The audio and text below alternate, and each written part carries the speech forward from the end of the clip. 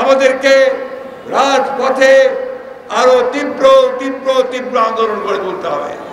আমরা খুব পরিষ্কার করে বলতে চাই, দেশনেত্রীকে মুক্ত করুন, অন্যথায় আপনাদেরকে যে কোনো পরিণতির জন্য তৈরি থাকতে হবে। সেই জন্য আমি সবসময় বলি যে দেশনেত্রী বেগম খালেদা জিয়া হচ্ছেন এই দেশের প্রথম নারী মুক্তিযোদ্ধা। একদিকে শহীদ জিয়া ছিলেন স্বাধীনতার ঘোষক, অন্যদিকে এই নেত্রী তিনি সেদিন সেই যুদ্ধ ঘোষণার সঙ্গে একাত্মতা ঘোষণা করে সন্তানদেরকে নিয়ে যখন গ্রেপ্তার হয়েছিলেন পাকিস্তানের কারাগারে, তখন থেকে তিনি মুক্তিযুদ্ধে শহীদ হয়েছিলেন। গোটা দেশের দিকে তাকিয়ে দেখুন, তিনটা নির্বাচন হয়ে গেছে। প্রত্যেকটি নির্বাচনেই তারা তাদের দলকে ক্ষমতায় নিয়ে আসার জন্য অনেক কৌশল করেছে। নির্বাচনী ব্যবস্থাকে ধ্বংস করে দিয়ে তারা একদলীয় একতরফা নির্বাচন করার ব্যবস্থা করেছে। প্রথমে করেছে ভোটারহীন 154 জনকে আপনার নির্বাচিত ঘোষণা করে দিয়ে একটা পার্লামেন্ট গঠন করেছে।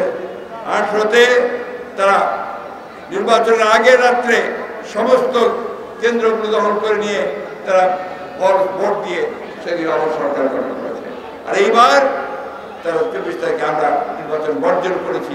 তারা যখন কোনো প্রার্থী পায় না, নিজেদের মধ্যে প্রার্থী সৃষ্টি করে তারা দামি ইলেকশন করেছে। বন্ধুগণ, এই হচ্ছে তাদের গণতন্ত্রের নমুনা।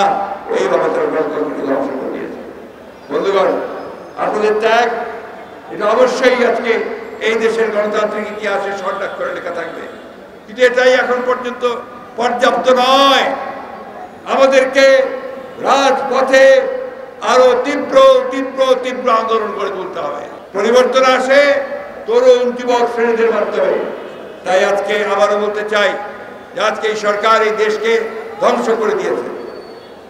এই আমেরিকার সরকার একটা দখলদারি সরকার। এরা কোনোমতেই জনগণের কোনো ম্যান্ডেট পায়নি। তারা একদিকে বাংলাদেশের রাজনৈতিক কাঠামো ধ্বংস করেছে, অন্যদিকে তারা অর্থনৈতিক কাঠামোকে ধ্বংস করে দিয়েছে। আমি আজকে পরিষ্কারভাবে আজকে সকলের তরফ থেকে, দলের তরফ থেকে আহ্বান জানাতে চাই, দেশনেত্রী বেগম খালেদা জিয়া আমাদের গণতন্ত্রের প্রতীক, আমাদের আন্দোলনের প্রতীক। তাকে বাঁচাতে হলে, তাকে রক্ষা করতে হলে, একই সঙ্গে আমাদের গণতন্ত্রকে রক্ষা করতে হলে, আমাদের অধিকারকে ফিরিয়ে আনতে হলে আজকে আমাদেরকে সকলকে ঐক্যবদ্ধ হতে হবে। একই সঙ্গে অন্যান্য রাজনৈতিক দলগুলোর কাছে আমি আহ্বান জানাতে চাই যে আসুন, আজকে আমরা যেমন গণতান্ত্রিক অধিকারের জন্য সংগ্রাম করেছি, লড়াই করছি, যুগপৎ আন্দোলন করছি, আজকে দেশনেত্রীর মুক্তির আন্দোলনকে সেই একইভাবে একীভূত করে আমরা সবাই ঐক্যবদ্ধ হয়ে সোচ্চার আওয়াজ তুলি। আমাদের সামনে কোনো বিকল্প নেই। এই সরকার থাকা মানেই হচ্ছে আমাদের দেশ ধ্বংস হওয়া, গণতন্ত্র ধ্বংস হওয়া, দেশের মানুষ ধ্বংস হওয়া। তাই আজকে দেশনেত্রীকে রক্ষা করতে হলে, আমাদের নিজেদেরকে রক্ষা করতে হলে আমাদেরকে সামনের দিকে অবশ্যই আরো তীব্র থেকে তীব্র আন্দোলন করে তুলতে হবে। আন্দোলনের মাধ্যমেই এদেরকে পরাজিত করতে হবে।